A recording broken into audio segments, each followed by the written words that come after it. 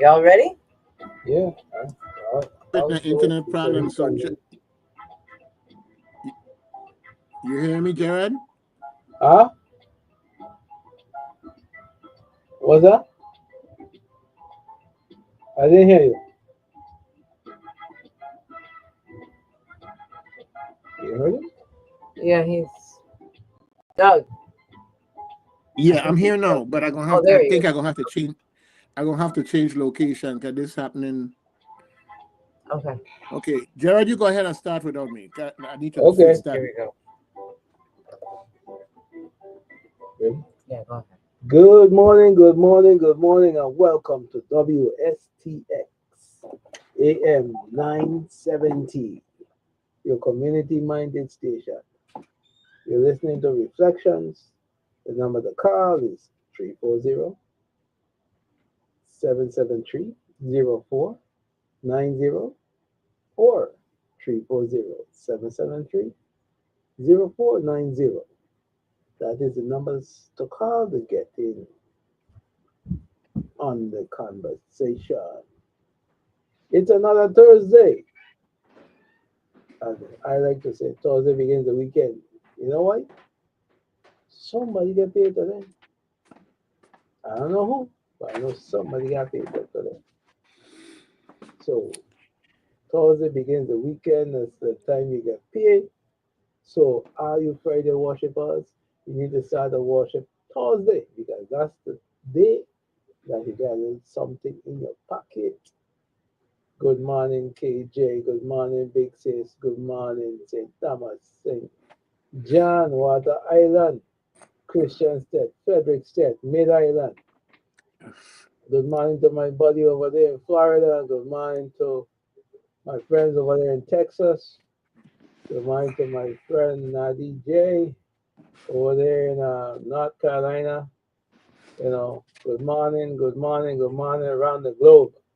It's another Thursday. I hope everybody is having a good week this week. You know, um, we had a blue tsunami that passed through there on Tuesday.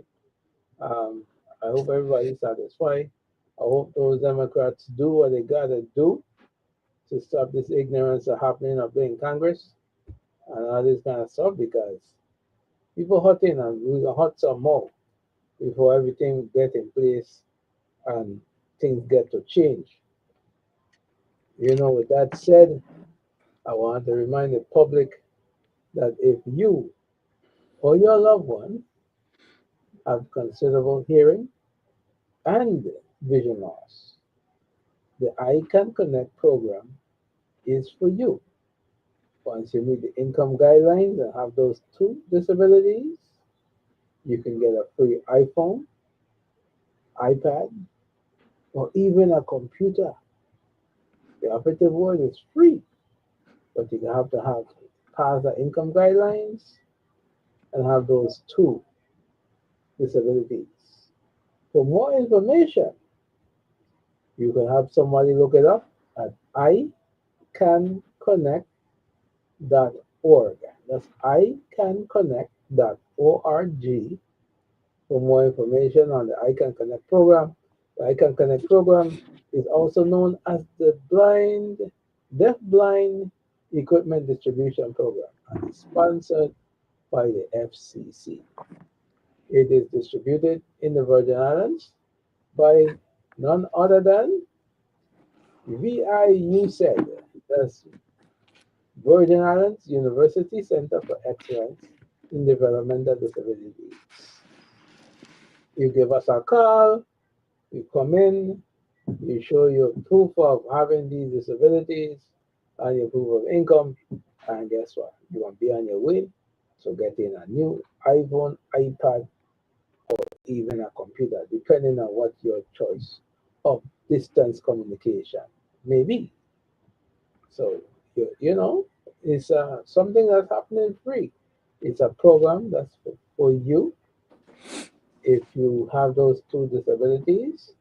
And I could safely say that I know of a few people here on the island that took advantage of it and they have their devices and they learn to use their devices, because I am actually the one that will teach you how to use your devices. So, it's something you might want to check into if you have someone who have those two disabilities and they want to get a cell phone or a tablet. Also, where you said would assist seniors and persons with disabilities in learning how to use their cell phones and tablets. So if you're a senior or person with disabilities, you can give us a call at 340-692-4266 or 340-692-4267. If no one answers, leave a message. We'll return your call as soon as humanly possible. So you can call to make an appointment, come in, and we are more than happy to assist you in learning how to use your mobile devices. Okay, so we are in November. I used to say back when we were growing up, Talkie Day coming up. But before Talkie Day coming up, last month, they said it was Blind Awareness Month. But I like to say Blind Awareness Month is every month for me, because guess what? Or people don't understand, or people don't believe I am blind. So Blind Awareness Month is every month, every day, every week for me. So a little blind etiquette, please. This game that you like to play, oh, you know what this is? By walking up and tapping you on the shoulder and talking and not identifying who you are, just asking if you know who this is, or you don't know my voice. If the person or individual who are blind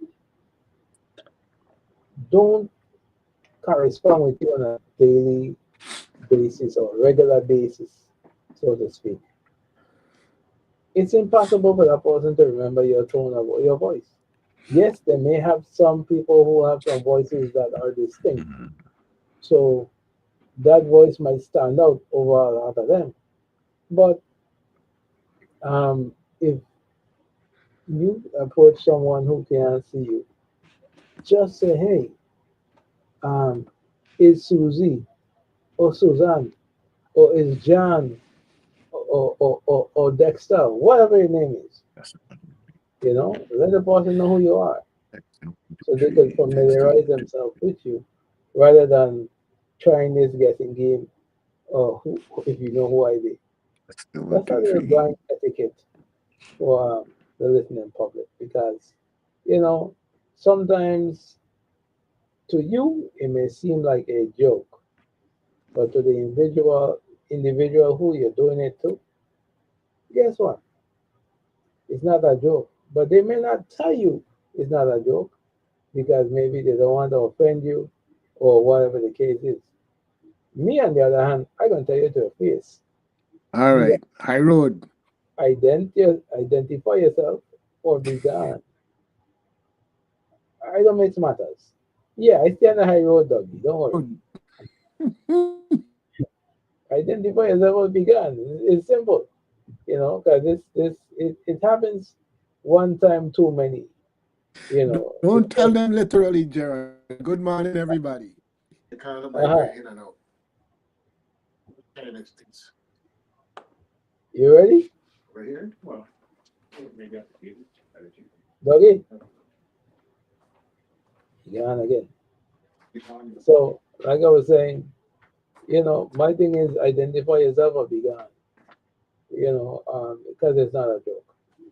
Then, a lot of you like to come and grab the white cane. Don't grab a person's white cane. That is like their lifeline, okay? Which may be a joke to you, but it's not a back it joke up. to that individual, because that is the way, once their orientation a mobility trained, that is the way that individual moves around. So that white cane, as somebody like to say, the stick is not a stick, it's a white cane or a guide cane. That is their tool to traverse safely as a person who is visually impaired or blind. So, that's just some tips I have for you there. And then, um, you might look at the cane and you might see various tips. So you have it's like a 2-inch ball to the end of the tip. That ball spins. That's for constant contact, using the constant contact method, which is a new method that came out a few years ago. Um, then you have a mushroom tip and you have a marshmallow tip, which the two tips look just like what it is described as a mushroom or a marshmallow. And both of those tips will spin, but the ball, the 2-inch ball, is the better one because that one does not get caught up in holes and stuff like that on the sidewalk or in the roads and stuff like that. It glides over most of everything to give you a better experience as you walk along. And then you have the cane that have the metal glide tip. So a metal glide tip is used when you're performing the 2-point tap. That 2-point tap is the older method that they used to train you with, where you tap, tap, swipe, tap, tap. That method, it takes you longer to get where you're going because you have to check the area as you go along more efficiently because the cane leaves the surface a lot so that you're not in constant contact with the surface.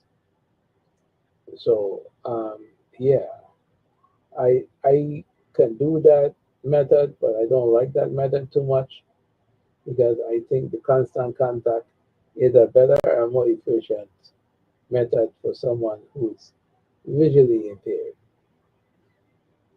Okay, so that's a little um, blind awareness for today. And I want to remind y'all today we're in November. We have November, December, January, February, and in March is Disability Awareness Month.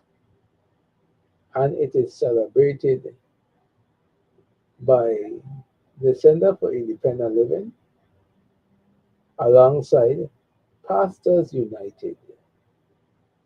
So we have Pastors United that will put on a church service for us every year, which is held at a different church every year. So it's something that you might want to um, mark on your calendar. I think it's the first Wednesday in March, which, if my memory serves me correct, it may be March 6th. Okay? Huh? No, I gotta put that back on.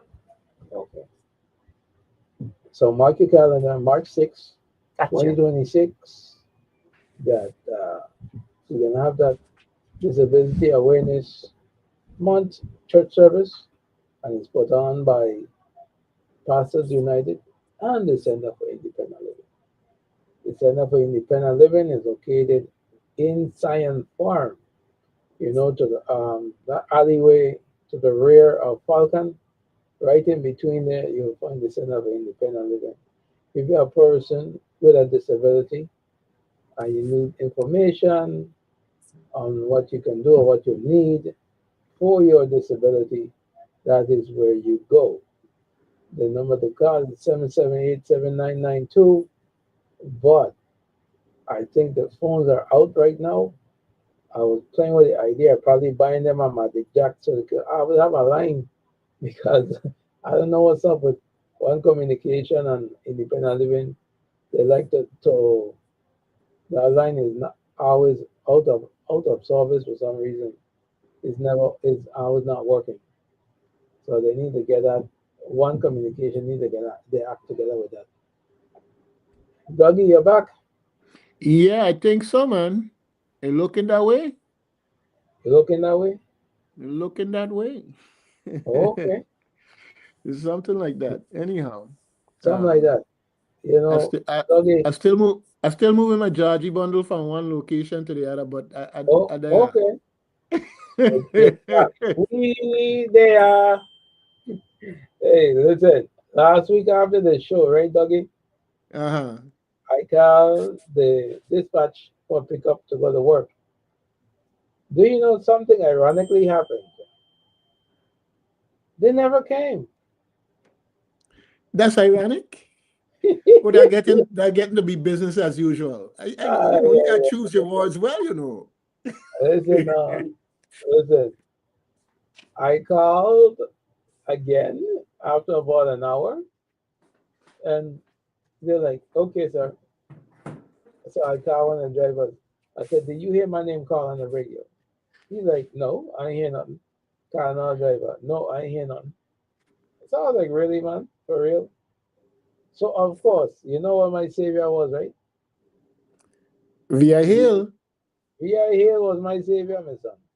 I opened Hey, my phone, I pulled up the app, and I put in the address where I need to go, and a car was here outside the bistro within about 5 minutes. And well, I got to I know when they start advertising that they're gonna have a whole lot of people doing testimonial. I got to work. Okay, I made it to work, and I was like, wow. I said, look at this.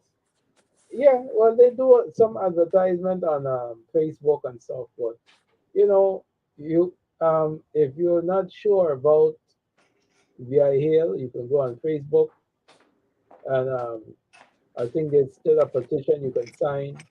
You know, tell your senators to pass this right share bill because it's something that we need. I'm using it right now, and I'm gonna tell you it's a godsend because when you have no other option, that's an option, and they run 24/7, 365. You can if you need to go somewhere in the middle of the night, you got somebody there will pick up your trip to go to take you where you need to go. And I'm saying this because it's something I know, it's something that I have used and I'm still using because like I said, it's been a godsend, you know? It's been a godsend. So one of those things, man.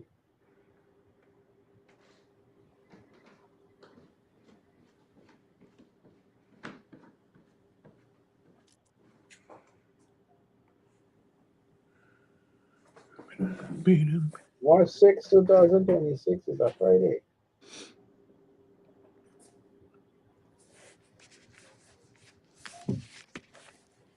Yes, sir. So that means it's March 4th. March 4th, 2026 then would be the first Wednesday of March. So that would be the day that um, Virginia's Center for Independent Living and Pastors United will be holding their church service. Location to be announced at a later date. I just want the public to know this is something that happens annually, okay? Because we do this every year, and it's put on by the church service is put on by Pastors United. We go there and we praise and worship, and give God thanks for life despite having our disabilities, you know. So it's something you want to be a part of. If you have the time, it starts around I think it's 10 a.m. in the morning, So, mark your calendar. March 4th, 2026, which is the first Wednesday in March. You know? So, Yes, Dougie, you yes, ready? sir. You ready to tell us what's going on in the No, Virgin no, Islands? give me a couple seconds here to get my Georgie bundle, everything in place how I need it. Your dog say you gotta get Georgie bundles together. Well, if you want to call in and say hello, the number to call is 340-773-0390 or 340-773-0490 at 9 a.m. We're gonna take a break to feed the station, keep the mics on, the lights on, and when we get back from that station break, we were gonna have a little treat for you in the studio. So when we get closer to that, I will let you know what's happening. You Well, know? okay. Well, Gerard, Yes, sir. in the meantime here while we talking, right? Hmm. Okay. It's daylight savings times where I am. Yeah. So, little joke here, right? Um, my mom attends this program, and I usually drop her off in the morning and pick her up. Um, when I am on it, I put myself on a schedule to do that. You Uh huh. know. So I look up at my computer, and I suppose the pickup is like 4:30, and let's say it's a 20-minute drive from here. Okay, I look up at my computer and it says 4:14. I said, and I gonna keep the high road. Okay, what the heck is this? What going on here?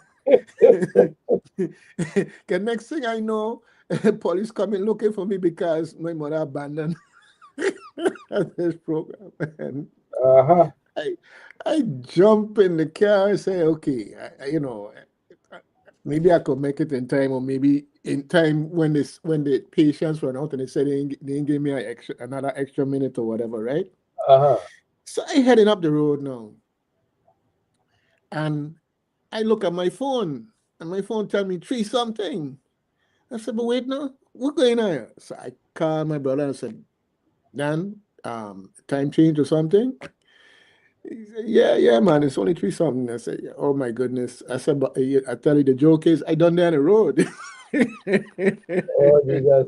I mean, I had enough time to swing back and do a Uh few huh. things and then leisurely go up the road afterward. Right. But so So the it's phone just changed, but the computer didn't change. right. Anyhow, I got the computer set up to change. Or the challenge to that is it was convenient to keep the computer on VI time. So when I talking to you, it's just intuitive as to what time it is. Right. Right. Right. All right. And then the other thing is, I'm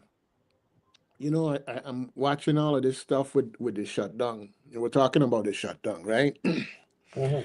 And I'm saying like, okay, they're cutting back flights and everything else because of this shutdown. So I want to know how long this thing will run. 'Cause I might not be coming back at the rate these things going on. Anyhow, this shutdown thing is yes, it's real and it's people hurting. Okay. Unfortunately, the powers that be, meaning White House, Congress, Republicans, MAGA, playing a game. They let's repeal Obamacare and we'll replace it with something better, but they never had a better. 20 years later, they still don't have a better. Okay. So the bottom line is if we come out of the government shutdown, I bet my bottom dollar that they're not gonna do anything to put those tax credits back in place. Okay. And we're talking about maybe $2 billion worth of funding compared to the 3+ trillion that they gave to for tax breaks for the richest of the rich. Okay, Right. so in that sense, the people who complaining about having a salary, your salary gonna be worth a whole lot less because your insurance now costs a whole lot more. Yep. So you're damned if you stay in this shutdown, but you're double damned if you come out the way they want you to come out. Mm-hmm. But they playing that game. The other part is that SNAP was cut severely in that so-called beautiful bill. Yeah, big beautiful bill. Right. So again, you're taking another hit there with SNAP. Right. This is like royal craziness. This is a situation where these folks who are refusing to come back and open up the government, I think that might be the best, most prudent way to go, because after losing them 3 elections, boom, boom, boom, yesterday or the day before, okay, the Republicans starting to get the message that wait, no, people getting tired of this crap. Things ain't getting cheaper like was promised. It's getting more expensive. Can't buy a house. Can't rent an apartment. You know, I think it's starting to resonate with what potentially can be reasonable people, as opposed to blindly following people. So it's going to be interesting. And in that context, I think, like you said, it's got more pain to come, because Lordy B, if they go back now, it's like taking a hit of something to kill a temporary pain Mm-hmm. for a bigger pain that gonna hit you and knock you out, if not kill you. You Yeah, know, we got it more just pain to come. Yeah, a yeah, lot that more more pain. pain. Yeah. So, but they took a chance. They took a chance that is the quote unquote Democrats and whoever else would fold. And up to this point, they're saying we ain't doing that with you. Now, for the person who got to put food on the table, who is out of a job because of furloughs or whatever the case may be, I am not making it like it's okay to just go ahead like this. No, I understand that there is suffering there, but you gotta to realize, if somebody tell you I gonna give you a hint of morphine to kill this pain now, but I gonna chop off your whole leg soon as we get a little painkiller, and nothing wrong with your leg, but they want to chop it off. Now, in closing on this subject, one of the things that really bothers me, that the American people have to see, is there's something about cruelty. This administration and their followers seem to want to do things the cruelest, worstest possible way. Because of who's And in charge. yeah, but the thing, You the know, wicked joke of man it, enough. yeah, but the joke of it is, if he were a different person, Mm-hmm. we'd have never get rid of him. You understand what I'm saying? If he was a Yeah. different person in that regard, because the fact of the matter is, having better control of your borders is not something that's Democrat or Republican or independent. That's not something that any country should do, period.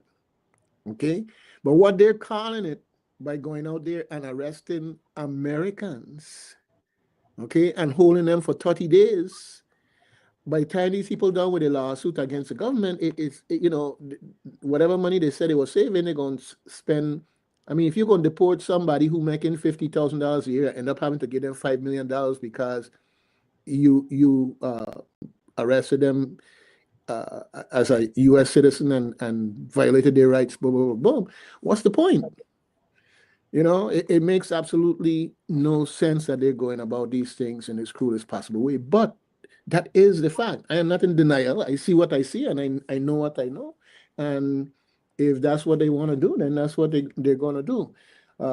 In that regards, I'm just surprised in that context that the American people have put up with it for so long. And maybe what happened in the elections just the other day is an indication that something getting ready to change. We got a caller? Yeah, you gotta call on Okay, there we go.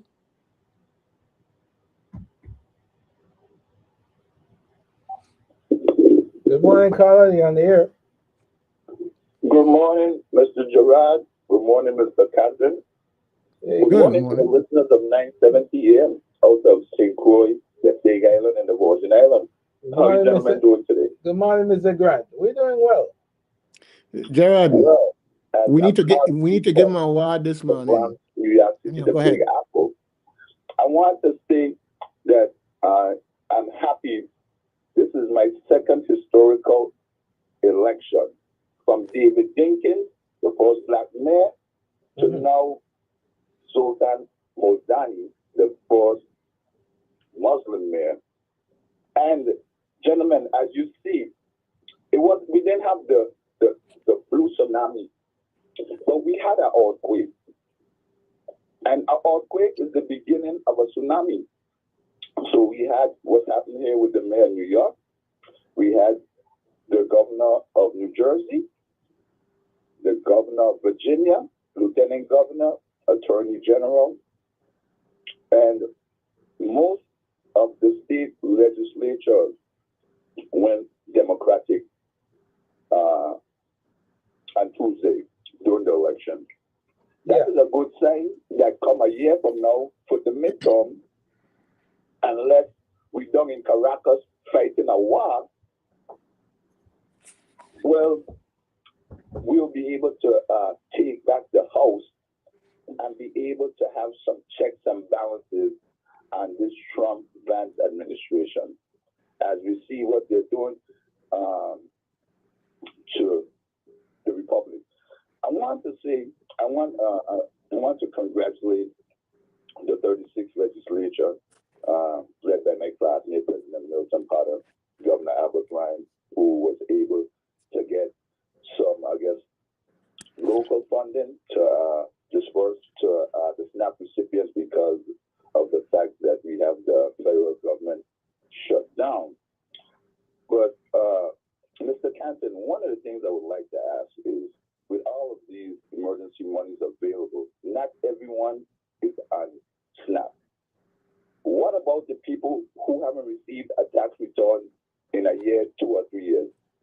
Why are we not thinking about the entirety of the populace, the constituency, to say, well, you know, maybe with this should be a state of emergency as well, that we should be able to at least send out some sort of return to these individuals so they can have the means to go out and purchase goods and services. What do you think about that? Well, the challenge will always be the thinking that government got money when they don't. I think that, quite frankly, especially with the raises that they just authorized and everything else. Yeah. Okay. What's up with the mic there? Let me continue talking, Doc. Okay. Okay. We have authorized pay raises that they're supposed to be figuring out where they're gonna get the money from, literally figuring it out as they go. But everybody happy to hear that. And reality is that I would love to see that happen, but I don't think they have the money. Yeah, Rockin'. Mr. Canton is not in the studio with you? You calling him? No.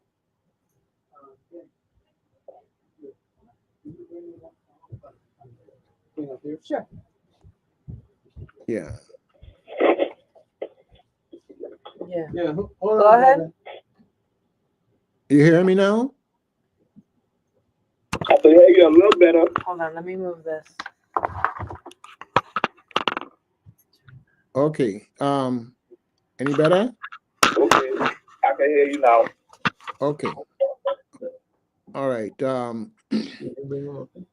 Yeah, what's happening there? Ideally, that would be the thing to do. I personally don't think they have the money to do it. And when I say have the money, it's one thing to have cash, and it's another thing, cash that's free to be moved because it's not constricted by law or other obligations that they have. I would love to see that. I mean, I want a money tree to plant in the back of my yard, but I gonna tell you, brother, it's a rough time. You look at the states. The states have this exact same problem, that they having to rush and figure out where they can rejigger some money from just to deal with SNAP. But it's not the SNAP people alone that's hurting. and the cash flow just isn't there. And that's why I was talking about the cruelty of this administration, because a lot of the vehicles for employment, they're systematically dismantling, taking them apart. No administration has done so much to make so many people unemployed. And yet Americans are not up in revolt, or these elections are, like you said, the earthquake before the tsunami. Devin? You hear me? One of the things that, yeah, I can hear you. One of the things that's happening here in New York, and I'm only speaking for New York because that's what I'm currently. Right next door, there's a food pantry. The last Thursday of every month, they give out food. Well, last week, the line was 3 blocks long. People was out there from 3 in the morning. It was maybe 52 degrees, raining. People was here with 10 umbrellas. Well, one of the things, maybe in the Virgin Islands, because they don't have like food pantries and stuff like that, maybe we could have the churches, after all the tithing that the congregation does every Sunday. You're telling me you can't come out and help the community? But you're talking a private sector thing, and I'm not saying that that's not going on in the Virgin Islands. I am not aware because I'm literally not there right now, like you. I further north than you, so I know what it is like to be out in the rain and the wind blowing. Yes, at 45 degrees, but it's not even 45 because with the wind and the rain, it's actually colder than that. Yeah, right. But what I'm saying is that the private sector takes up the slack, but everybody is stretched beyond the limits right now. And again, we're in a situation where even in the Virgin Islands, whether it's Head Start, SNAP, the WAPA subsidies that used to help those seniors every other month, all of these things are under attack. So I was happy to see the quick response just to meet the fallout with SNAP. But I know that they're pulling the hair out, and I know some of them senators trying to figure out how they could make points by finding some money someplace. Believe you me, if they had it, they'd not put it out there already because they looking at election coming for them too, and they want to be able to say, "Well, I'm the one who helped you. I looking out for you. I fighting for you." All this other BS that they'll be putting out there, that people will be just sluxing down like it's sweet. Well, Doc, you talking about sluxing down. I recall when the Farmer Finance Commissioner, Ms. Bruce, in her testimony before the legislature, said that they had taken, talking about the executive branch, they had taken $220 million of the Virgin Island financial institution, and it was placed here in New York at the JP Morgan Chase in a money market account. Well, I have tried to inquire as to where that money is, the accumulating interest at Car Finance, try to speak to the commissioner, leave a message.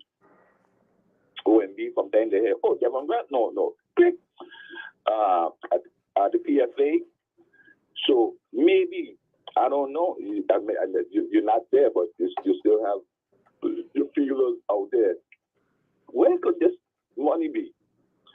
And the governor said a couple weeks ago on another program, when questioned about the allotment and subsidies from the federal government, he stated that the Virgin Islands still have somewhere in the neighborhood of $26 billion with a B dollars available. So it just behooves me a little bit that the governor could have given WAPA $48 million, and this was a $4 million subsidy from June of 22 to June of 23. In 2019, December of 2019, Vital told WAPA, you owe me $6 million. They went to the legislature, they found $6 million. I know something is always better than nothing, as my great late mother Viola Francis and would always tell me. But why only give them a partial benefit and not the entirety of whatever they were receiving as a SNAP recipient? Because if they were just barely making it from month to month with their SNAP benefits, half of it, I mean, like I said, something is better than none, don't get me wrong. But I'm saying with all of the money that we should have available to us, it seems like a real drop in the bucket. What do you think about that? Well, I think that that's probably financial prudence of this thing might last more than 1 month. I think that's what's going on there. And if you notice, you got a promise to reinstate SNAP, and now they're walking that back. So things are very, very uncertain. So you're looking at, if we have to go 3 months or 4 months without SNAP, if we spend all the money one time, as opposed to, well, if we ration it out this way, we could make it go further. I think that's what's at work there. In that context. Well, The- if that is the tactics that they're using, well, inform the public. Let the people know, because I agree with you 1,000%. I agree with you 1,000%, but that's been our continuing problem. I want to ask another quick question, Doug, and because I don't want to hold up the program too much. Now, with the military buildup currently that we have in Puerto Rico and in the U.S. Virgin Islands, and looking like it will be some sort of invasion against Venezuela, Caracas, and Maduro, seeing that the whole Caribbean basin is now a tourism-based economy. Well, if we should have any sort of military conflict, that means that the cruise industry might be doing port cancellations and even rescheduling. Have you heard the government mention what they would do if that should occur? I heard that Governor Bryan is happy because, military personnel, they're bringing in funds to the local economy. But, that is not sustainable. So, well, you don't want to what's going on? You don't want to spook people. I don't like what I see going on either, and I see the same ramifications you suggesting there if something goes, escalates, okay? But you kind of hope for the best but prepare for the worst. But the preparation is better done kind of behind the scenes, because you don't want to telegraph the wrong message, because that alone could set the economy / the cruise lines thinking / whatever else, and so forth and so on. I willing to bet you all of them hoping for the best, but preparing behind the scenes for the worst. Okay, and that's why I say you and I wouldn't hear about it that way unless we were in those inner circles like that. It's just one of those things where panic, figuratively speaking, is something once it starts, it's hard to stop it. So they're going to talk about all the positives, like the money coming in from the people off of these military ships and so forth and so on. Whatever they gain by the additional aircraft flying in and all this other good stuff, they're going to talk about that. But then they're not going to speculate or anything that can cause any type of panic. That's what I would. Now, how many? When you play in baseball, right? It's 3 strikes and you're out, right? Yeah. So the first strike was the pandemic. I'm talking to where I'm going with this is about self-sufficiency.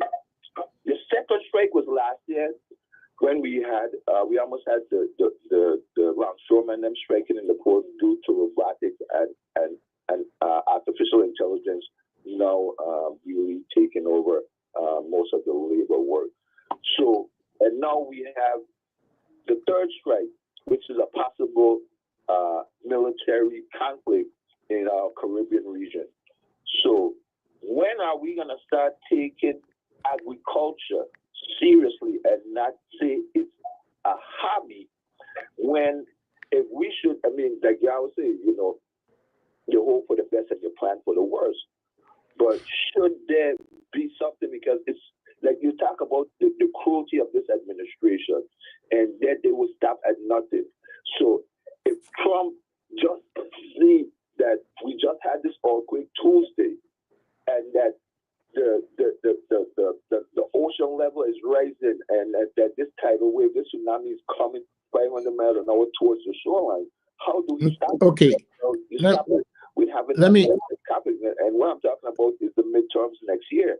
Right. Well, let me answer that two ways. One, I'm just trying to find out what is it going to take for us to make St. Croix the breadbasket of the Caribbean, right. as it once was. Well, let me answer that from two perspectives. One locally, okay. One is locally, okay. From Paiwanski when he killed off agriculture in the Virgin Islands, okay. I don't think we've come out of that mode yet. We're still in that mode that somehow or the other there's this economy that we can build off of regular trade when we don't produce nothing, we don't export nothing, whatever. It's like we're still in that mindset. The type of people we get in government that seem to have the greatest influence. But the reality is, whether it's a catastrophe in the States or whatever, we could very quickly find ourselves where there are no boats coming in. And whatever coming in has very limited of the things that we need for survival. All right. Now, on the national side, if you look at how they are basically dismantling everything that's being done for energy efficiency and sustainability. I mean, these people really believe, let's say, that oil is everybody could drink and eat oil. In that context, the dismantling agriculture, everything. Now, and I tie that in now with Venezuela and now Nigeria, right? All of a sudden, this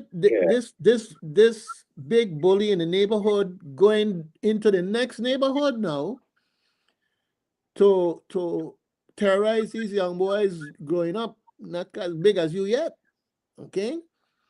To terrorize them, and all I keep seeing is oil, just like Iraq, oil. The common denominator I'm seeing is oil. And this is from the people who said they don't like war, they want peace, they want to settle wars and this, that, and da, da, da, da.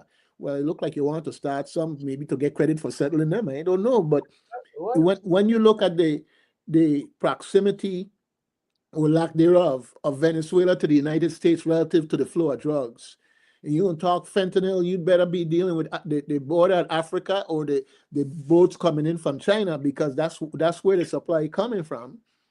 All right, but you're totally ignoring those things and going out there to stir up new problems. It's clear to see that it has nothing to do with the things they're talking about, as opposed to their bigger plan to somehow bring us back to the old oil. They put aside money to invest in some coal factories. These things are dying. It's somebody who is their friend and they just shoving some money to. All right, the $20 billion that they send down to Argentina is $20 billion that they're not putting into SNAP, into infrastructure, into anything in the United States, and they're saying America first. So on the two levels, you're gonna have a fundamental change in the mindset of whoever is in charge. What that means, changing who is in charge, or having them have a come to Jesus meeting where they confess the fact that they are atheists and were pretending to be Christian the whole time. Right? So after that, the outlook isn't that bright right now.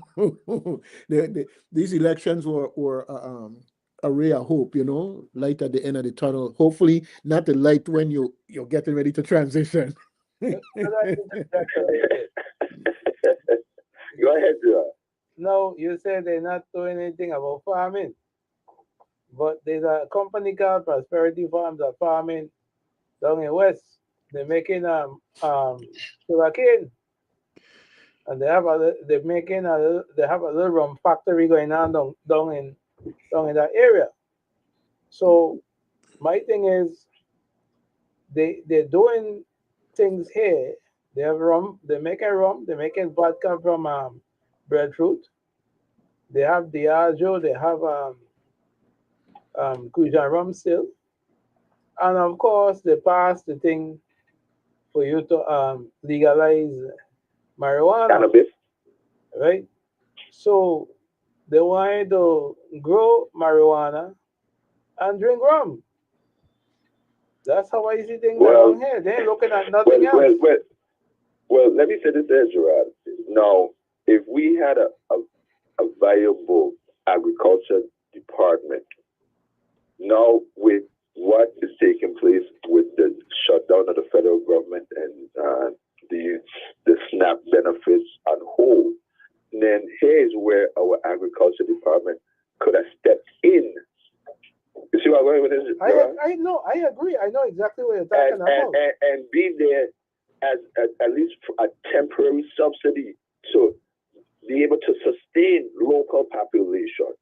No, I agree. I see exactly what you're talking about.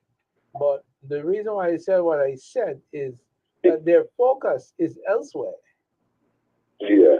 Their focus is elsewhere. Their focus is not making, planting, dashing, tanya, and eggplant, and okra, and all these kind of things that could sustain if you can't get anything coming. Because you could take that sheen and thing and make a meal, especially if you catch some fish.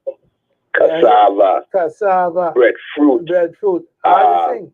You can make a meal from avocados. Yeah, you can make a meal from produce.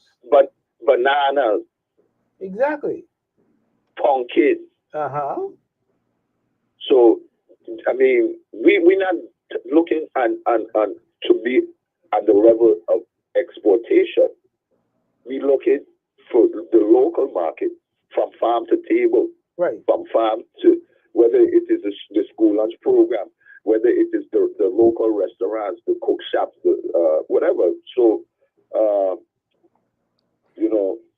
I'm just saying. The only person who has this was the third strike to let us know as you are an island nation. Mm-hmm. You have to have things either flown in, shipped in via freight. Well, some of those things that you can allow there, right? If Yeah. you go by Station Farms here in St. Croix, you could get most of those products there. Because that's a farmer that got his head on. You understand? And I'm sure that both farmers got a couple of those things over there too. But that's on a small scale. Yeah. You understand? But the government need to come together and increase, what's going on in terms of, leasing more land for people to do more agriculture planting and stuff like that. Gerard, I just think they just need to be able to give the farmers more assistance, whether it is getting equipment, if they need to plow a couple acres, clear some land, build catchments for water, because that water is the main thing if you want to have any sort of irrigation system set up. So these are things that they need, Anyhow, a few hours ago, I went with my niece, Dr. Shana Maps. She's a member of the Bronx chapter of the. Right. Yes, sir. Yeah, you know what they were discussing? They were discussing how to assist black farmers in America. One of the things they were doing was, one of the things is grant writing. Yeah, but Devon, so if you're a farmer, you want to concentrate on your crops. I mean, that's part of the business. But if you could get someone Devon, to assist you with doing the grant writing, these are things that the Fortune Island needs to help their local farmers. So they just need to maybe get Commissioner Peterson in at the legislature. Like I say, with the SNAP benefits and whole now, I think this is the ideal time to start having these discussions. And on that note, gentlemen, I'll hang up, continue listening, because I have to start getting myself together. So and we have some people coming in for 9 o'clock. So We have some more stuff on the program to get through. So, with that said, Devon, you have a great and wonderful Thursday, and don't get yourself in no trouble. Okay. Enjoy that You BM. you had doggy as well, and all the listeners to 970, and y'all have a good day. Enjoy that BM. I come into Barrett when I come to New Yeah, when you come to yard, yeah, come look me up. Yeah. All right, All right. later. Okay. Good thing, good thing. Just to close that out is that we got a lot of farmers, but we have a very loose system that doesn't really set up to say that we have a production system in place as opposed to people who just have farms and do whatever they do for farming, as best as I can see. But anyhow, you have those exceptions to the rule that are visible in the community and providing to different stores and whatever. But that's another discussion for another time. There's so much to talk about and hopefully generate activity on. Yeah. Okay. But I want to touch on a few things that are coming up before we get to that time when we have to jump into everything. Like for instance, there's a flyer that you sent me a while back about the IEP. And they have a parent session today at 6 p.m. from 5:30 to 7:30. And they have an education. No. That's an old one. I'm sorry. That's an old one. The IEP, I'm looking forward to seeing them come out with another schedule on that so we could put emphasis on that. Um, I sent you a video, which is kind of more entertainment oriented video, but still it had to do with accessibility and the recognition of certain types of needs in the context of things that people need to be aware of. But we can come back to that as we move along. Um, but also, I saw that you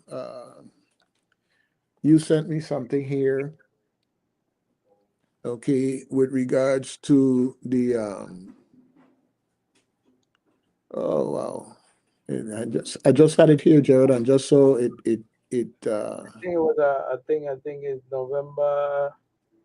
yeah, November, coming up in November. Yeah, it's about accessible documents. Yes. And I highly recommend anyone who wants to establish, or I should say, broaden their economic base when they're communicating using in particular the social media, that they find out more about this and attend. Jared, this is like you have something right there in front of you. Okay, I got it. Okay. So anyhow, this is November 13th at 2 p.m. and it's about creating accessible documents. All right. That's a Thursday. And they schedule it so that you don't have to miss our show to attend. Okay. That's important, right? You don't have to miss. You At don't two have o'clock in the afternoon. to, right. Okay. Now I want to just stress a little bit here, folks. If you want to attend this, VIU said is the one who's putting it on here. They have a registration link here that I can see, but you may not have access to that, so you can always call VIU said to get more information. Jared, what's the number? Is well, I can't remember the one for St. Thomas, but you could call here in St. Croix and we can transfer you over to St. Thomas. Is 340-692-4267 or 340-692-4266. Okay, and this is being done via Zoom. Okay. And so it's not a logistical issue that you have to travel here or travel there. And if this is something that impacts your business or the business where you work, you might want to bring it to their attention, because the fact of the matter is, when you're sending out these pretty flyers that are a great artistic work of art, Artistic work of art, right? Anyhow, Yeah. double positives. But anyhow, Well, the marshal is here. yes. Well, let me just finish this, Jared. The key thing is that it is in your interest to know how to do this when you communicate with the public. So make it a point, and we'll talk about this more later. Until that next time, when we get back from going around the corner to drink some tea, not the other kind of libation, we'll see you around the corner in a few minutes. Yeah, we take a break too. Keep the lights on and keep the mics on. We'll be back after these messages.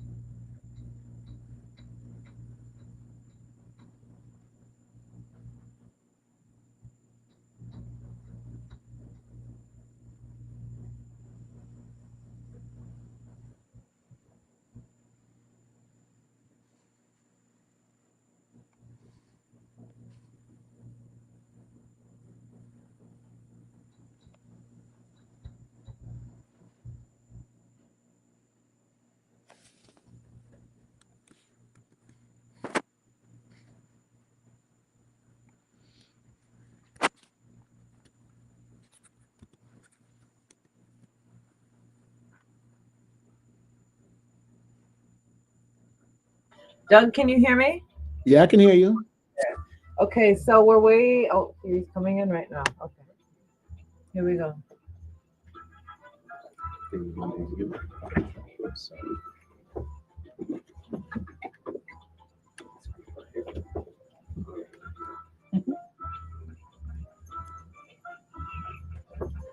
So, who is that? No, no, no, no. Industries that's owned by Julian Bishop and Gene Bishop. So Oh. Jack Bishop was his brother. So Okay. and they do cabinetry, the real tree. You good? Yep. All right. Here we go. Yes, folks, we are back. All right. And we got You didn't tell me we're gonna have such beautiful women in the You know, Jared, you have some outstanding lawsuits against you for claiming you can't see. Okay. We just happen to have a counselor here, so la, la, la. Okay. So don't give any more proof of misrepresentation for to work against you in court. I got my own group with them. I got my lawyer in my back pocket. Okay. All right. Good thing. Good thing. Okay. Good morning. Good morning. Good morning to everyone. Okay. Morning. I'm going to do an appropriate intro and then I'm going to turn this over to you guys because we got some great folks here in the house from Caribbean Community Theater. Okay? Caribbean Community Theater, great entertainment by the plays that they do. And just to prepare you, whenever you go to Caribbean Community Theater, there are two things that you need to do as a matter of proper preparation. First one, inclusion style, you know that they show you how to do this headpiece. Well, inclusion style, you have to make sure they show you how to bend your belly properly because these plays have you laughing in such a way that by the time the play done, you in pain because your belly hurting you from all the laughing that you do. And for the macho guys out there, okay, don't be cute. Make sure you keep that little piece of tissue in your pocket or whatever. So when you're looking like you're trying to take something out your eye, and make an excuse, because they done hit some emotional points there that I think the strongest of you, Arnold Schwarzenegger in his best day can handle. Okay? All right. So come prepared.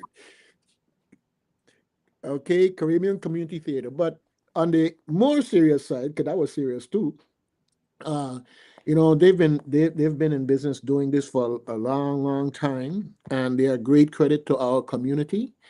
And in addition to all the laughing that they do, that they have you doing, and the other emotional roller coaster that sometimes they have you on, we have one of the directors and actors in our studio that is kind of an undercover guy in our community, Lionel Downer. It's kind of like Superman. You can't never tell that there's that red and blue cape in there he just ready to Undercover, I'm jump too out. big to be undercover, man. So Yes, but anyhow, he has been uh, the director of several plays that I have seen over the years, and he tends to deal on the more serious subjects. Although anything that has a good laugh in it, you might find him there too. But as director in particular, and as such, one of the things I would say, Lionel, as a suggestion, is that all the plays that we have recorded, that's at some point in time we need to find a benefactor who will film the copyright aspect of it so that we could have a private viewing retrospectively to go back and come up to time. I think that you all would be sold out for every one of those things. Anyhow, just a suggestion. Doug and his fast self, as we say in the Caribbean, pushing myself out there. Okay, but we have a very serious play coming up, and it deals with Emmett Till. For those who are not familiar with the history and the story, I'm going to let Lionel get into that. But it's something that is great from the perspective that knowing and remembering, not making the same mistakes, helping the community to move to a higher level, a more inclusive level, a more empathetic level, and caring about community, one village, is something that we need more of. But with no further ado, Lionel, I hope you are I didn't overdo it. Yeah, Okay. yeah, The floor is yours. Take it away. Before I give him the floor, I want to ask him a question. yes, sir. You have a play coming up with an opening for a blind person? An opening for Yeah, if, we'll you, have. if you have a position, I could play the blind man. Okay, okay. All right, we know where to go. We know where to go. Hey, we'll make you the star, man. We'll make you the star. So, The floor is yours. all right. Well, thank you, and thank you both, yeah, for and Doug for the wonderful introduction. Yeah, as Doug mentioned, my name is Lionel Downer, and I'm have the pleasure of directing the first show for Caribbean Community Theater's 41st season. This is Caribbean Community Theater has been staging 5 to 6 productions, each season, and all volunteer. These are individuals, and we're so fortunate, I should say, to have such amazing talent, creative talent within this very small community. Every year, as I've been involved in the theater, I've always been amazed by the talent that comes out for auditions, that takes part in these productions. And in addition to myself, I'm here with 3 very talented, cast members of the production. The play is called The Face of Emmett Till, and it opens tomorrow evening, November 7th. For those that may not be familiar with the story of Emmett Till, the play is co-written by his mother, Mamie Till Mobley, and David Barr, and it's a true-to-life dramatization of the events surrounding Emmett Till's murder and the subsequent trial after his murder. So back in August of 1955, Emmett Till, a 14-year-old boy born and raised in Chicago, went down to Mississippi to spend the summer with his relatives. And this was a standard tradition. Myself, with my parents, my mother being from the South, my brother and I went down south to visit, families, spend time with cousins. And so Emmett Till did the same. And during the course of that visit, now this was 1955, and he went to the state of Mississippi. During the course of that visit, went into a store owned by Roy and Carolyn Bryant. They're a white couple, and to purchase some bubble gum. And during the course of that visit, Emmett Till became very nervous and was accused of accosting the proprietor at the time, Carolyn Bryant, a white woman, whistling at her, and her husband, Roy Bryant, along with his brother-in-law, J.W. Millam, and a couple of other individuals, kidnapped Emmett Till in the middle of the night from his uncle's home, brought him to a barn, and tortured and murdered him, threw his body into the Tallahatchie River, weighed down with a gin fan, a 70-pound gin fan. When the body was later found, it was in such horrible condition that the funeral mortuary in Mississippi would not allow the body to be transported back to Chicago for the funeral unless it was the funeral was done in a closed casket. Mamie Till, Bradley at the time was her name, insisted on having an open casket for the funeral. And the funeral was attended by thousands of Chicagoans. Pictures of Emmett Till's body in the state that it was in. It was such horrible state. The pictures shocked the world, and arguably, this was the hate crime that lit a fire under the civil rights movement, in the United States. Mamie Till Bradley went on to speak about the crime and be an advocate for civil rights. After that, and again, arguably the hate crime that launched the civil rights movement. So, stories like this are important to be shared because it takes that history, makes it, turns it into memory, turns that memory into empathy, and then turns that empathy into a call to action. And places like this also spark conversation, across the communities, not just within, the Black community or the Black American community, but across all the communities about progress that we may have made as a country and progress that we still need to make as a country. In 2025, we are 70 years after the murder, after the events, surrounding Emmett Till's murder. And we think about some of the incidents, in the past, in the years after his death, Ahmaud Arbery, George Floyd, Trayvon Martin, arguably, modern day lynching. So, it's still a ways to go. But in addition to focusing on the crime itself, but we also want to focus on the courage of Mamie Till Bradley, later Mamie Till Mobley, the courage that it took for her to take the actions that she did. So we're honored to be able to stage this production for the community. We're here, as I mentioned, with 3 of the cast members of the production. We have sitting to my right, Kelly Pugh. Well, while I'll have them introduce themselves. So Kelly, why don't you go ahead? Good morning, everyone. My name is Kelly Pugh. I am playing Mamie Till Bradley, and so I'm very excited about being able to bring this story to life and pay homage to Mamie and her courage and her strength throughout this entire process with dealing with her son's death.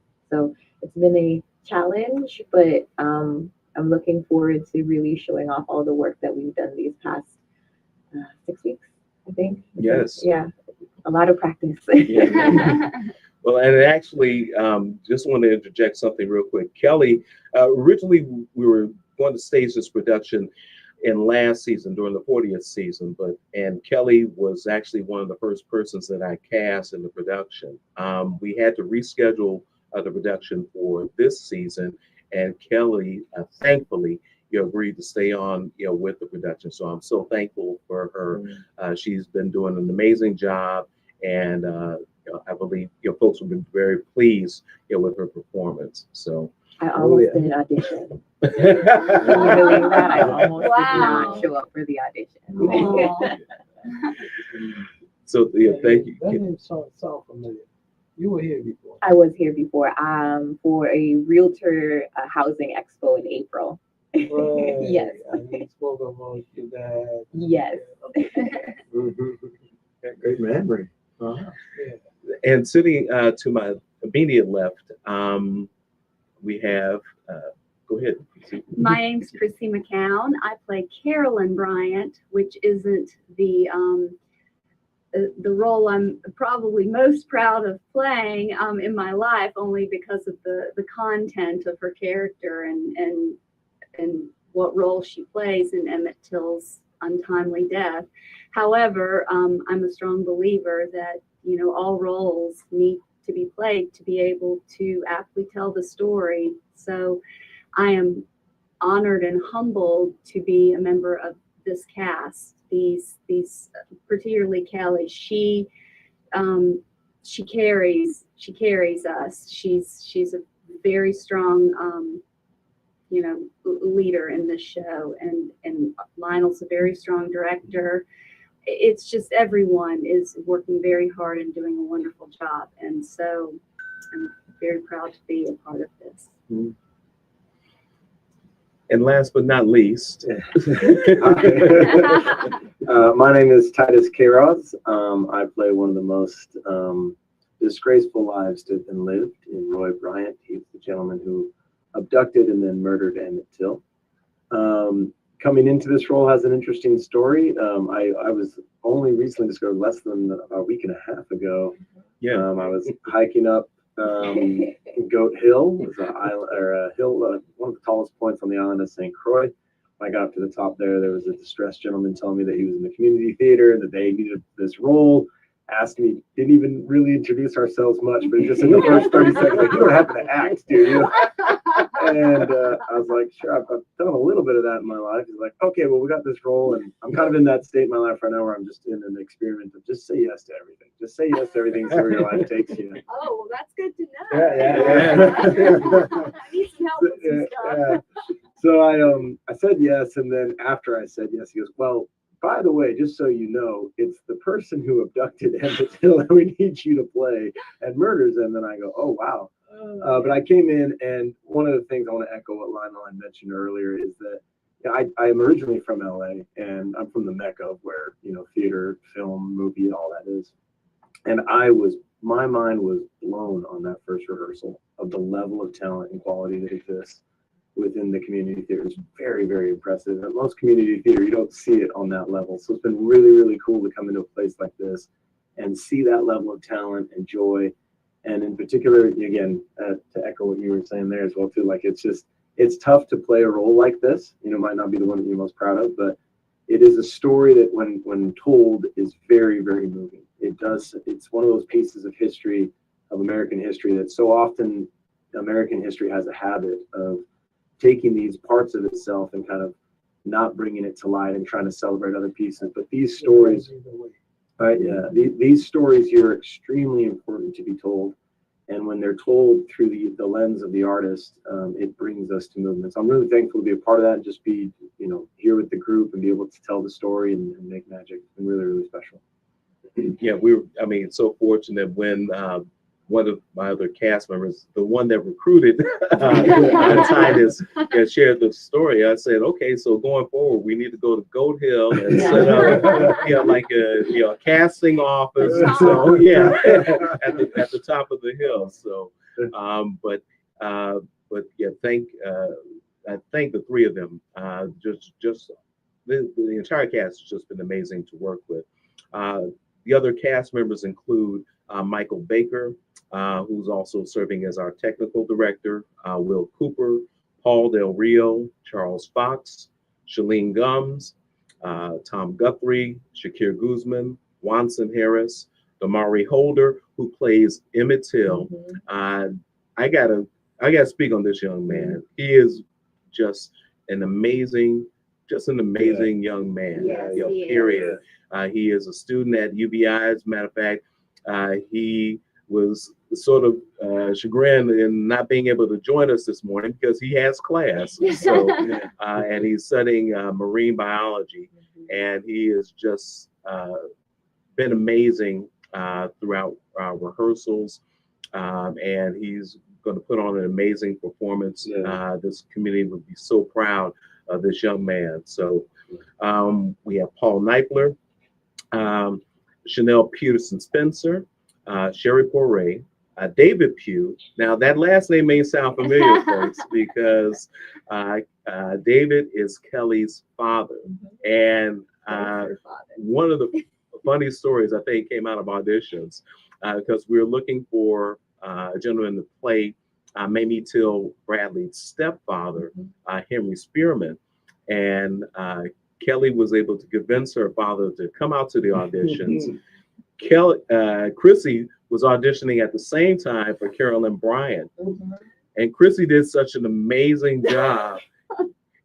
She scared David. David started walking out. He's like, no, I can't.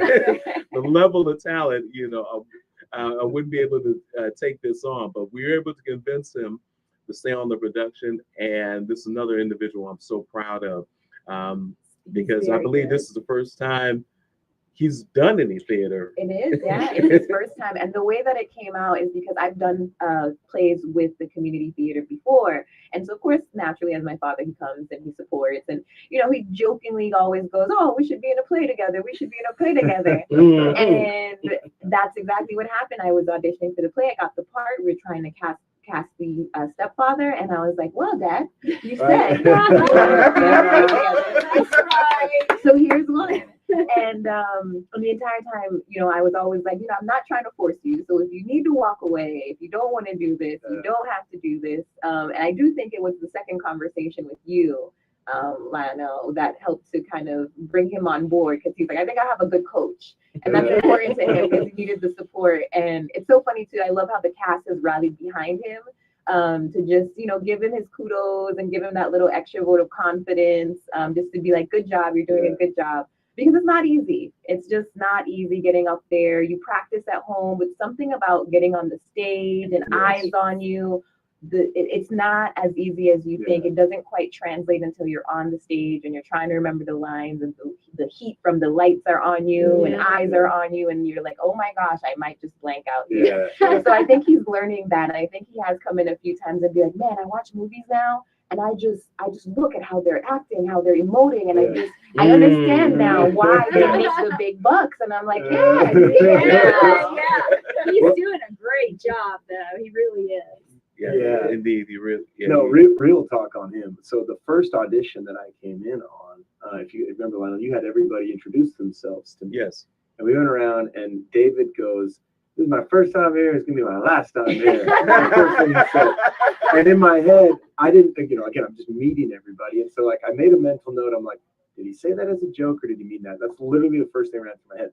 So then he comes on stage on the first rehearsal, does his first scene, and in my head I go, oh, he's joking. That's like a seasoned thespian. Like he's done this for a while. He's been on here. He knows this thing. Yes. And then come to find out, I'm back in the green room backstage, and then someone starts telling me, they're like, no, this is really his first time doing this. And I'm like, you're kidding me. Like that guy can flow naturally. Like he was such a gem. He's been amazing. And then to find out that he was your real pops, like it's just such a cool experience that you guys be able to share that. Really, really special. And he was very serious because Eileen, who's with the theater, she asked about my dad joining a play next year. And I was like, nope, he already said no. He said he could be a tree, a pointer, but he said don't give him no line. He said no. He's so tall. Yeah, he's tall. He used to be my phys ed teacher. Really? Wow, Okay. That's why when she was here the last time, she was like, like, did I just teach phys ed? She's like, yeah. But yeah, I think we tapped into his competitive spirit because David was a former basketball player. Played professionally, so I think we were able to tap into that, and he's really stepped up. So, and to round out the cast, we have Robert Reffel. I had the pleasure of working with Robert a couple of seasons ago. During the production of Call the Meeting, and Robert played Malcolm X and did an outstanding job in that production. We also have Patricia Scott. Patricia has several roles in this production. She plays she plays the meanest woman, meanest white woman in the South. She also plays a reporter, and she also serves as my production assistant. She's stage managing. She's my go-to. She's been my right hand and throughout all this, and so I'm so appreciative to be working with her. And finally, love you, Tricia. You're the best stage mama ever. Yes. And finally, we have Kelvin Vidal. Kelvin, who I've had the pleasure of working with, not only in dramas and straight plays, but also in musicals. Very talented individual, can sing, can dance. He's a triple threat. So, and is a lawyer as well, and is so funny. And I didn't realize that until last night in the green room. He had us all in stitches. But yeah. Collectively, I mean, they've just been, wonderful, ensemble, to work with. Some other important points about the play. Again, it opens tomorrow evening, November 7th. And it's curtain at 8 p.m. We have a performance Saturday evening, 8 p.m. And then we have a Sunday matinee that's at 4 p.m. And then we'll do another weekend, Friday and Saturday, 14th and 15th, 8 p.m. curtain, and we'll end on the 16th, the Sunday matinee at 4 p.m.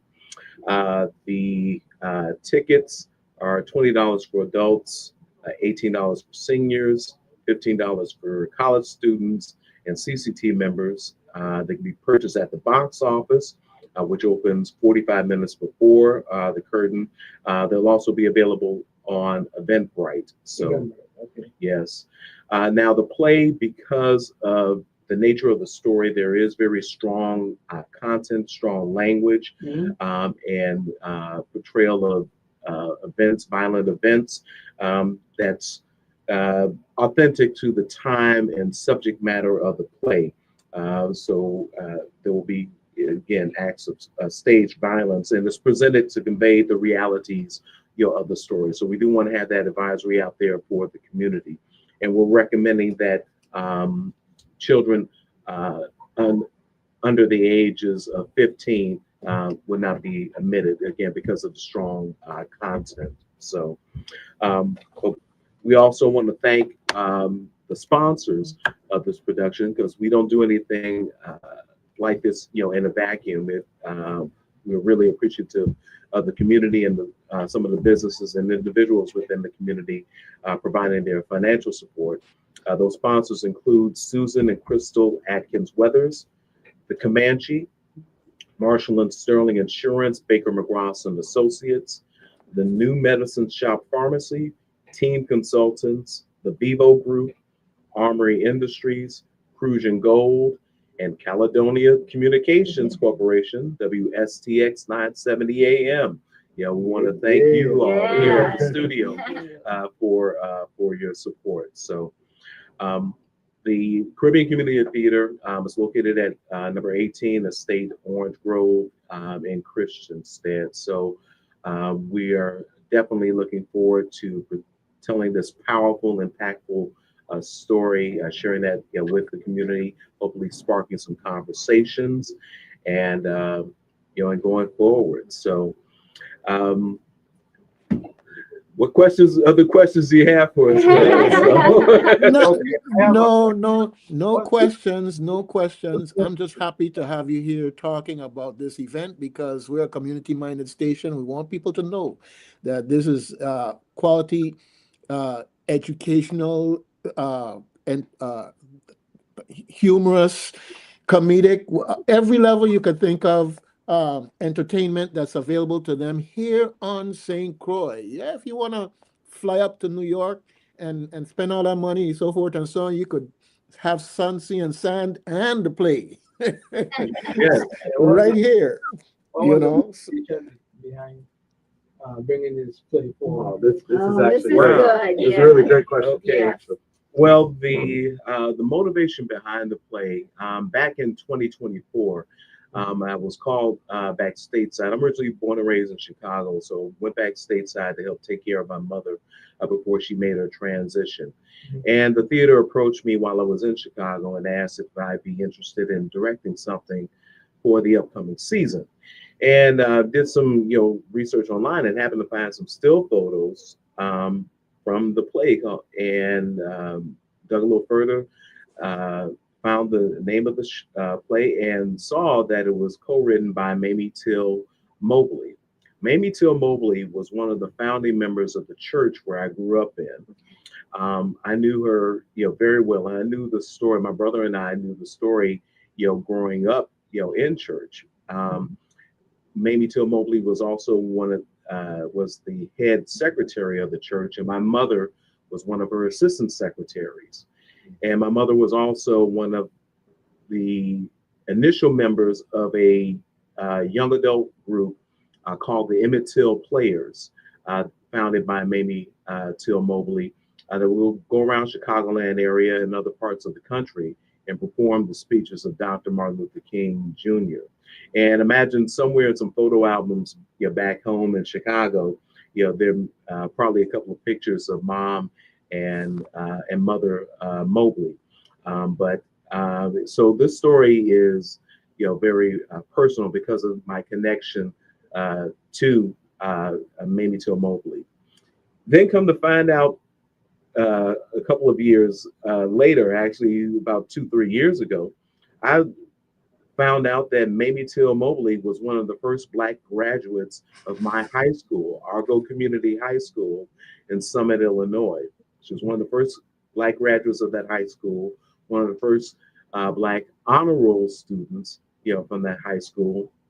And back in 2023, after the passage of the anti-lynching law that was signed into law during the Biden administration, our high school erected a monument on the campus, in honor of Mamie Till Mobley. So, I got a number of connections to this story, and it's part of my bio, in the program. I'm dedicating, the work that I'm doing, on this production to my mother's memory and also the memory of Mother Mobley. So, and I'm so happy and thankful to have this talented cast and also the support of Caribbean Community Theater in staging this production. So, Great. Listening to you there, it just reminds me to remind everybody when you walk down the street and you see these people, you don't know them, whatever. It's just to know that there's such a broad, um, a broad and deep resource that we have here in the Virgin Islands in our people here. Never, ever, ever judge a book by the cover, especially Superman. Okay, he'll pull out that card and show you a few tricks in the process. But no, that's great because it gives people insight when they're looking now or come to the play, and they know you even though they don't know you. So thank you for sharing that with the audience here today. No, and Doug, thank you. I mean, you've been a outstanding supporter, of Caribbean Community Theater, and want to thank your son Damari for coming out and helping us with one of the segments, during the play. So we'll talk a little bit. Well, you have to come out to see the show to learn about his contributions. So, but and Doug for a number of seasons has come out and filmed CCT's productions, and I want to thank you for your support, for towards CCT. So thank you so much. Okay, you're very welcome. Of course, I'm up in the warm state of Massachusetts right now, so Damari will be carrying the load in terms of the videotaping and to make sure that it's definitely saved for the future for CCT and people of the Virgin Islands. Yeah. All right. Well, I'm happy to have you guys come out here for every play you do.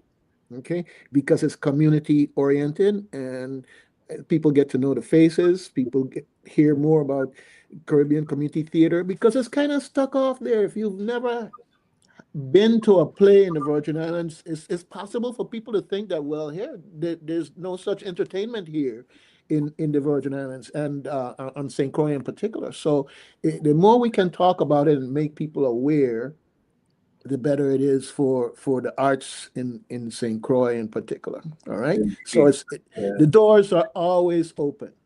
Well, thank you. Indeed. Well, thank you so much. So thank you. And once again, yes, the play opens tomorrow evening, November 7th, runs the 7th, 8th, and 9th, 14th, 15th, and 16th. Those are Friday and Saturdays, 8 p.m. start, Sunday matinees at 4 p.m.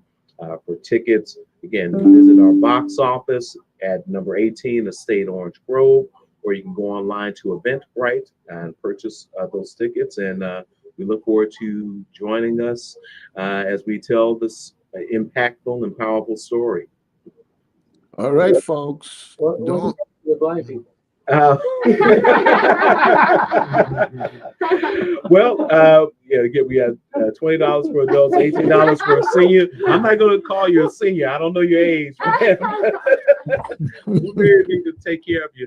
Provided we are able to cast you in a production. So we'll look out for you. I could pass for a semi-senior. A semi? Okay. There we go. There we go. Well, thank y'all so much for having us. Really, it's been a You're welcome. pleasure. Yeah, thank you so much. And Doug, I like what you said there that, again, having come in from LA and seen the talent here, why not come down here and get the sun, the sand, and the sea while you're enjoying the theater? That was really, really well said. Definitely agree with that. All right, good thing, good thing. All right, well, don't make it a long time before I see some of your faces back in our studio again. We love sharing what is going on at Caribbean Community Theater. And of course, WSTX is one of the sponsors. I want to bring that out, and their commitment to the arts is something that has a history. It's not just this particular show. And Lionel, I just want to commend and thank you for the types of plays that I've seen you direct here at Caribbean Community Theater. Everything is not all laugh and jokes. There's serious matters that need to be brought to the stage, and you have done, I think, a wonderful and commendable job of doing that over the years. So I want to give you your kudos on that. Well, I mean, well, thank you for that, and again, I think that speaks to Caribbean Communities Theater's desire. I mean, to present a rounded schedule. I mean, because we are, of course, doing this very powerful drama, but we also do a number of comedies, and we, of course, have coming up in February. Traditionally, that's the slot for our big musical. And this year, that musical is going to be Cabaret. So very, it's outstanding piece. And Chrissy McCown was actually one of the stars of last season's musical, Waitress. So, in addition to her talents, legal talents, I mean, and acting talents, I mean, she's an outstanding singer. So well, you're sweet. So is Lionel. I've heard these two as well. Yeah. We actually do sing in the show a little.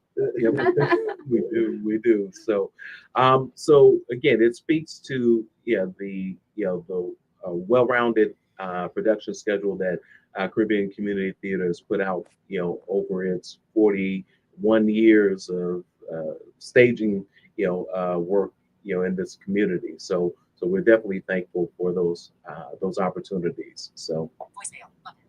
All right, fantastic. So give Eileen my regards, and otherwise, please don't break a leg. Well, thank you. We'll try to keep everybody safe. Yes. Good thing. All right, and I'm gonna work with Jared on his lines. Excellent. All right. Well, thanks again, folks. WSTX AM 970, and of course, Caribbean Community Theater. This weekend, the place to be, the Friday and Saturday shows at 8 p.m. and the matinee on Sunday at 4 p.m. Yes, it's getting darker earlier and everything else. So the matinee is a nice option to get that play in and not have to worry about it being too dark and too much traffic. And then, of course, the following weekend, you have the Friday and Saturday again, and then the Sunday.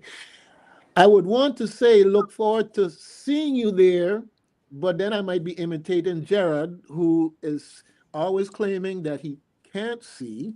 But Jared, I got one up on you this time because I'm up here and literally I can't see. Okay? That's good. Join the club. All right. Good thing. All right. Well, thank you, folks, again. And WSTX is happy to have you. All right. Hope the rest of your day you don't get mobbed too much by all the folks who are out there saying, I saw you on the internet talking about this stuff. Can I have your autograph? Boom. All right. Good thing. All right. Appreciate it. Thank you. Take care. Take care. Thank you. Good thing. Yes, Jared. No place like WSTX, don't you think? No, there's no place like home. I tell you, okay. And No place like home. Thank you. All right. Have a good day. Thank you. You too. All right.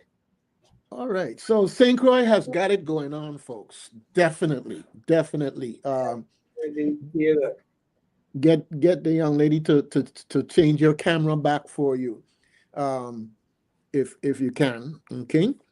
But yeah, lots of stuff going on St. Croix, and you go to these places, and I've watched over the years their attendance has really been great. Sometimes lines out the door, waiting in line, holding up the show just to make sure we could get everybody in. So when the show starts, that everybody will be inside, seated and ready to go. Okay. Um, okay, let me get our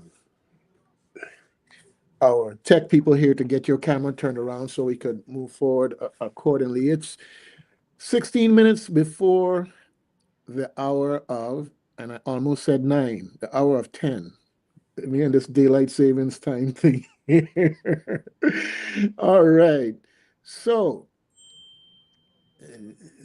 it's one of those Thursdays again, folks. The weekend starts with Thursday. You Correct. heard about that's you, 9:45. Jared? 9:45 is the current time.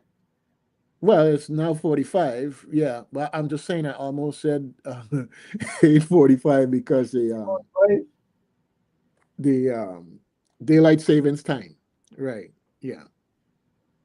So anyhow, for all of you out there, whatever time your watch is or clock is saying, if you're here watching WSTX, you're on good time. That's what matters. Okay, good time, definitely. So, folks, if you didn't mark up your calendar and everything, you know from today that you got this good entertainment coming up at Caribbean Community Theater. So make the time, treat yourself, some friends, family, that special somebody who visiting the island from for the first time or whatever. CCT is part of the sights to see on St. Croix this weekend. All right, good thing. So, Jared, Yes, sir. we were talking about the uh upcoming Zoom here on how to how to okay how to set up your documents for text purposes for those people who are on, let's say, social media, and they need to be able to read the content or hear the content because they have the technology that will read it back to them. And I want to say to those people who make these fantastic flyers, it's very good when a flyer is clear and it shows the date, time, and place. It just jumps out at you. It's not hidden in different colors and so forth and so on. And that's for me who can see. But now imagine all the people who could, let's say, attend your establishment, pay for your goods or whatever, if they knew about it, but somebody hands them a piece of paper and that's all it is, a piece of paper, because they literally can't see or their visual impairment is of such that they're not going to be able to decipher what you handed to them. Well, if that person is also like Jared, who is online and they get it online, then there's ways to embed the text in there so that they get all the content of the flyer off of this blank piece of paper that they see. Okay, so you're going to learn interesting things like how to format in Word and PDFs and PowerPoint files for the screen reader compatibility. Screen reader meaning that they get to see and or hear the words that are embedded in the document. And they're going to also show you some best practices to do for headings, for alternate texts, for tables, and for links to other media. They're going to also expose you to some tools and tips for checking accessibility before sharing. Make sure that you got it right. Be like the carpenter, measure twice before you send it out. So it is what you want them to see.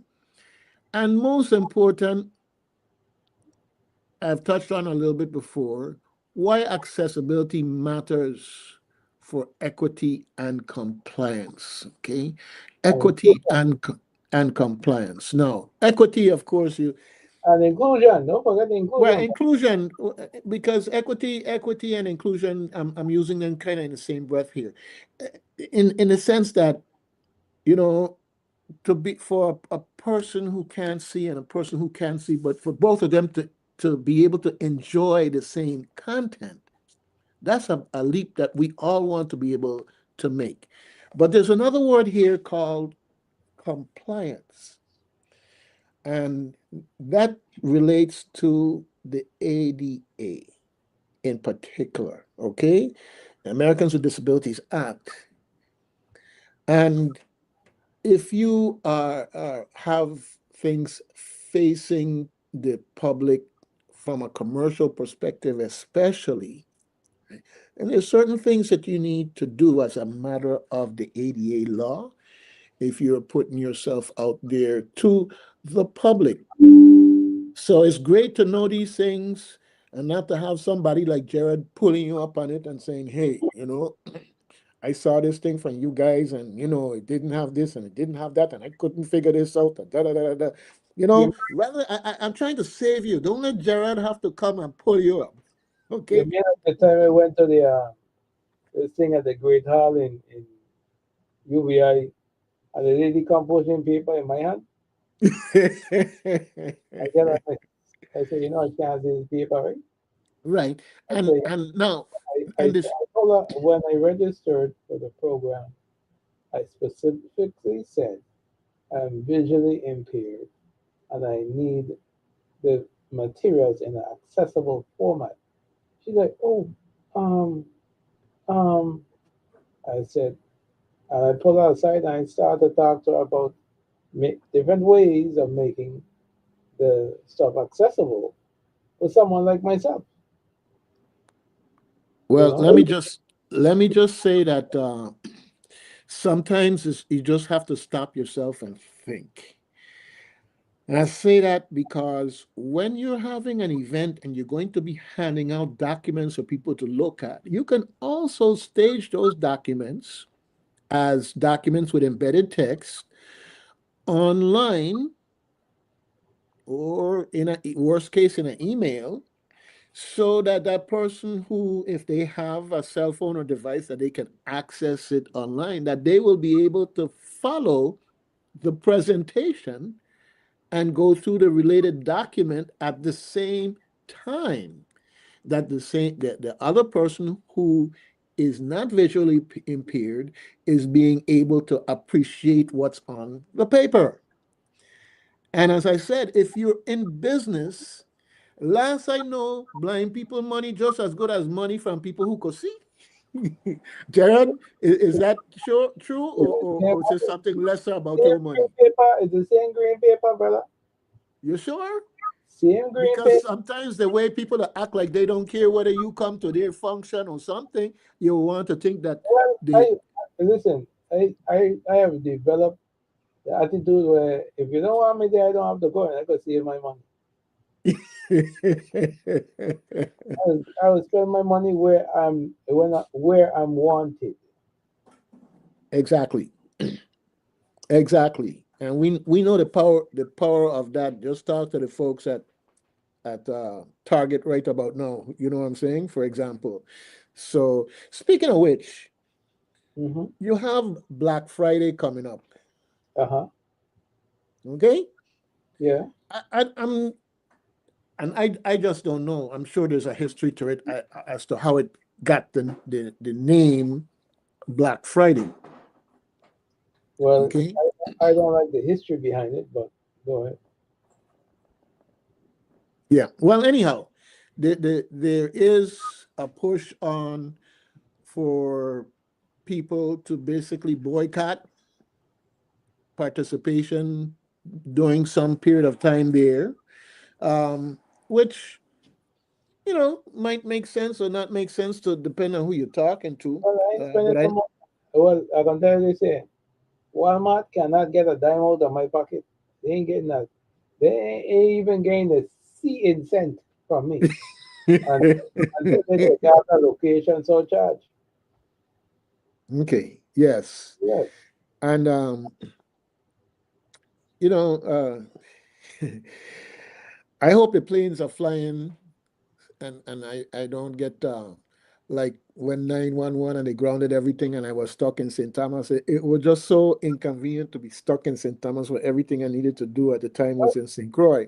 Just let me And know, man. I'll send you the private jet. okay, all right, because we really need to work on that communication and call Walmart out for what it is that they're doing, Yeah, because the they don't pay anything additional for using the U.S. Postal Service or or FedEx or whoever they use, to say that they have to give an additional fee for the U.S. Virgin Islands. brother. That I that is a scam. That is Yeah. a scam to just get more money. That's like your phone bill, and your Well, phone bill come with this $1 charge, and out of the blue, and they know that a million people gonna pay that $1 bill, they're gonna make $1 million off of that. And if 5% of those people decide that they're upset about it, now with this administration, they have nowhere to go. Before, we had a consumer protection agency that basically would wage those battles and could pull those companies in line to not do those kind of things. So anyhow, it can be resurrected. So hopefully we'll get back to one to thing out of that foolishness there, because something that will cost me say $19, $20, right? They want me to pay a $14 or $15 location surcharge to get it here. That's ignorance. well, not only is it ignorance, um, in fact, let me highlight the obvious ignorance. The obvious ignorance is what I said about the postal service. The fact of the matter is that they deliver to the U.S. Virgin Islands, and there's no additional charge or anything like No, that. no, no, So no, no. Don't let me clarify something. The shipping was free. Okay? The shipping was free because I had Walmart Plus. Okay? So the shipping was free. But the additional charge was labeled as location surcharge. yes, And when I called the Walmart customer service representative, I was told that that location surcharge is another way of saying tariffs. So I was and like, dude, I said I live in America. Why are you charging me tariffs for? He said, well, well, he said you outside the the custom zone. no, he said I'm outside US borders. I said, okay, so here's what we're gonna do, right, bro? I said, we're gonna cancel my Walmart subscription and cancel this order because I'm not no longer doing business with Walmart. He was like, I said, yeah, what? I said, cancel everything. I was done with them. Not only that, not only that. I would have told him to go, and you need to go a step further. You need to research the U.S. Virgin Islands relationship with the United States, because we are not under any tariff in the context of and plus you think of the ridiculousness of this. When you have a outside country, an external entity buying American goods, that's a plus for America, especially when that entity is not selling you something, they're just a consumer. Yeah, So why are you going to discourage those people from buying products from you? Right? I mean, it just common sense. Just common sense. But anyhow, it's getting close to that time. I'm sure you got your weekend planned out for all the random acts of kindness that you're going to be sharing, all the love that you're going to be sharing, knowing full well that love's in need of love in so many more ways these days. All right. I know you got it all planned out. So I know you're going to make me proud in the process. Okay. yeah, I got to do my random act. of kindness. I know that you just No, being, I using it like an acronym. Okay, I you can don't say, the acronym is VIU said. I gonna set you on your sister on you. Okay, because To you the what? just, huh? To the what? Okay, go ahead and talk like that. To the Go ahead what? and talk like that. Okay, I gonna Hey, she got to look up to me, you know. I gonna start sharing some of them pictures, leaking some of them pictures out of what you look like when she pull you up. Okay, all right. Lick what you want to lick. I hope you lick the right one there. Okay. Anyhow, we got some interesting things going to be coming up here on WSTX in the next show. We have a friendship festival that's coming up, Gerard. The Virgin Islands Palestinian Friendship Association is having a friendship festival at the fairgrounds, and that's going to be on November 23rd from 12 to 6 p.m. So they're going to be coming into the studio to talk about that on I believe we said for 9 o'clock. So I'm looking forward to have them come in and talk about this.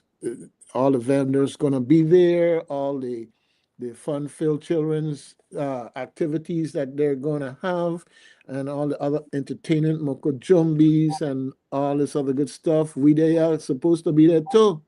Okay, but I ain't gonna do that. All right. Starlight Twirlers, Guardian of Culture, Moko Jumbies, Turab Bloody, Palestinian Dance Troupe, and Fire Train. All right.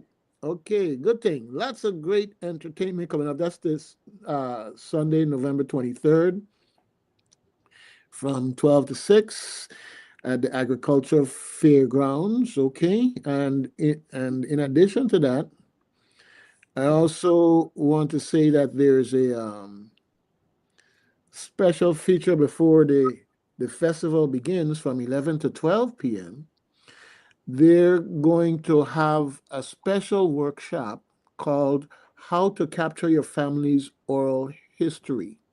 And that's going to be presented by Shafa Naji of the Arab American National Museum. And I say that's important for all people. All people, you see interesting ways in which you can use your talent, your iPhone, and other simple tools to capture these things and preserve them for your family's history into the future. There's something else I also have to follow up with and that is with the undercover books right across the street. Here. Yeah, undercover books right across the street. Okay, so they have some book signings coming up and everything else, and we're going to do our best to get them in. Anyhow, with that, I want to thank all of you out there in the community for being here with us. And hey, have a great and safe weekend. All right. This is Doug and Jerry signing out. Peace out. News Talk for the Virgin Islands, AM 970 WSTX. Welcome.